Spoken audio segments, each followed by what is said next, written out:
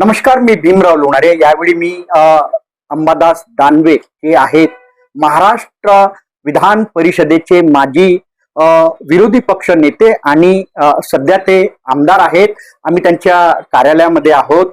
Sir नमस्कार. नमस्कार. कसे आहात सर? एकदम छान. तुम्ही कसे? बस मी पण छान आहे. छान वाटली तुमची सिटी संभाजीनगर? वा, छानच आहे. आमचं शहर छान आहे. म्हणजे अशी कोणाची मोनोपल्ली नाही तुमच्या नागपूर सारखी. बरोबर बरोबर. म्हणजे आमच्या नागपूरला मोनोपल्ली आहे का? मोनोपल्ली कसली मोनोपल्ली? म्हणजे कोणी म्हणतं गडकरीचं, कोणी म्हणतं फडणवीसांचं. हे संभाजीनगरकरांचं संभाजीनगर आहे. बरोबर, हे संभाजीनगरकरांचं संभाजीनगर आहे. पण तुमच्या या संभाजीनगरने एक नाव लौकिक केलेलं आहे.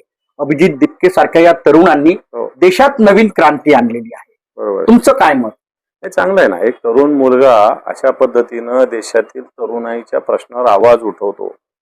संभाजीनगर तसं क्रांतिकारी शहर आहे. तुम्हाला चांगलं माहिती असेल की हे डॉक्टर बाबासाहेब आंबेडकरांनी इथं मिलिंद कॉलेज निर्माण केलेलं आहे. इथं डॉक्टर बाबासाहेब आंबेडकर मराठवाडा विद्यापीठ आहे. विदर्भातून सुद्धा अनेक विद्यार्थी इथून शिकून गेलेले.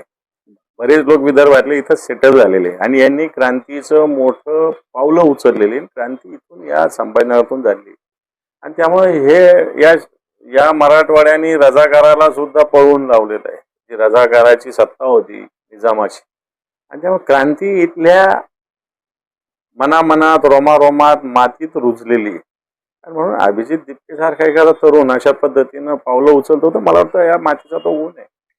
उद्धव बाळासाहेब ठाकरे यांनी म्हटलेलं आहे आणि म्हणजे सर्व तरुणांची एक इच्छा आहे ना, उद्धव बाळासाहेब ठाकरे यांची सुद्धा इच्छा आहे की तिरंगी झेंडा एकच असावा आणि अभिजित दिपके जर म्हणेल तर आम्ही त्यांच्या सोबत आहोत.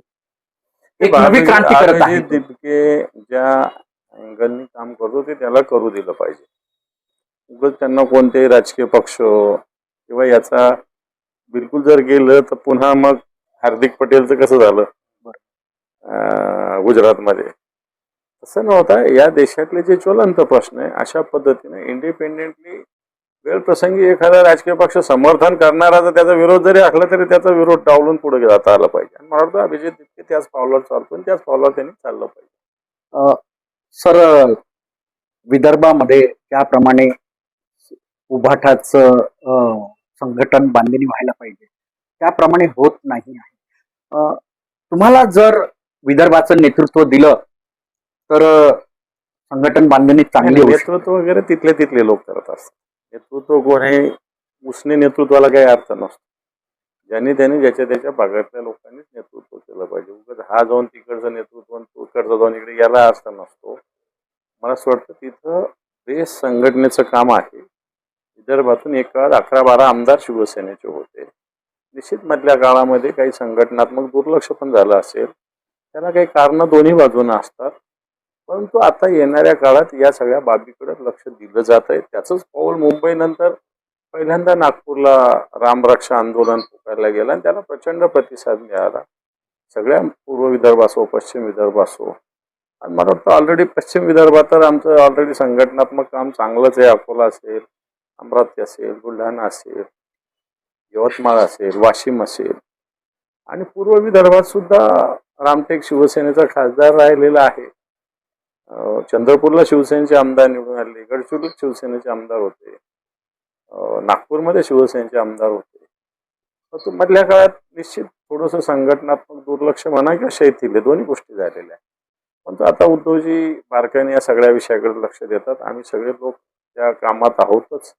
आणि सगळे मिळून येणार काळ सुद्धा विदर्भ शिवसेनेच्या दृष्टीनं उद्धवजीच्या नेतृत्वाखाली सक्षम बनवण्याचा आमचा संकल्प निश्चित आहे. सर, महाराष्ट्रातील शेतकऱ्यांची संदर्भात तुमचं काय मत आहे? मत त्याप्रमाणे फडणवीस मत काय असायला पाहिजे? आता शेतकऱ्यांची कर्जमुक्ती डिक्लेअर केली, किती लोकांची होतीये? होत नाहीये. आजच विम्याच्या बातम्या आहे. विमाला पाहिजे तसा प्रतिसाद नाही. का? विमा कोणाला मिळतच नाहीये. विम्याचे 4 ट्रिगर मागच्या वर्षात सरकारने बंद केले. त्यामुळे विमा असून नसल्यासारखा झालेला आहे.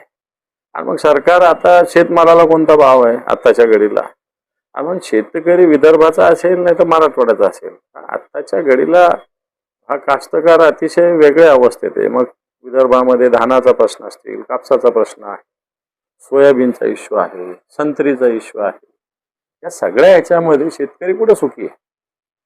आणि विदर्भाचं नेतृत्व करणारे लोक या राज्यात असतानाही खऱ्या अर्थानं विदर्भात जे इन्फ्रास्ट्रक्चर आहे किंवा जे शेतकऱ्यांचे विषय आहे त्याच्याकडे दुर्लक्ष होते. आज सगळ्यात जास्त आत्महत्या विदर्भात होत आहेत, शेतकऱ्यांच्या आत्महत्या. म्हणून हे फडणवीस गडकरी नुसते नावाला म्हणतात. नागपूर शहरापुरते नेतृत्व आहे, एका विदर्भाचं नेतृत्व आहे असं मला तरी नाही वाटत.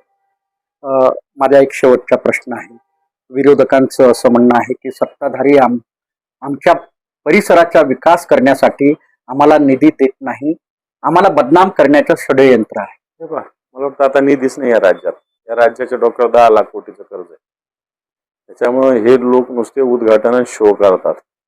आता विदर्भाचं प्रकल्प ते कोणता पैनगंगा प्रकल्प काय गोसीखुर्द प्रकल्प, किती वर्षाचा गोसीखुर्द? तुमचं मिहान इंडस्ट्रीचं काय परिस्थिती आहे? भकास आहे पडलेलं, भकास. मग आमचं मराठवाड्याचं तरी आमचं संभाजीनगरचं ऑडिट चांगलं आहे, शेंद्रायमाडीची चांगलं आहे. तुमचं मिहान प्रकल्प जाऊन पाहिला भकास आहे एकदम. एवढं मोठं देशाचं आणि राज्याचे नेतृत्व करणारे लोक असताना त्यांना थोडीशी जानाची नाही तर मनाची वाटली पाहिजे. त्याच्यामुळे कुठे विदर्भात विकास आहे? नुसत्या राज्य सत्तेच्या खुर्च्या उभवणं एवढंच काम हे लोक करतात. निश्चितच दानवे सरांनी सांगितलेलं आहे की महाराष्ट्रातील शेतकरी नाराज आहे, जे तरुण युवक आहेत ते नाराज आहेत. यांना जर सुदृढ करायचं असेल तर सत्तेत चांगले लोक यायला पाहिजेत आणि जोपर्यंत सत्तेमध्ये चांगले लोक येणार नाहीत तोपर्यंत महाराष्ट्राचा आणि देशाचा विकास होणार नाही. नमस्कार, जय हिंद.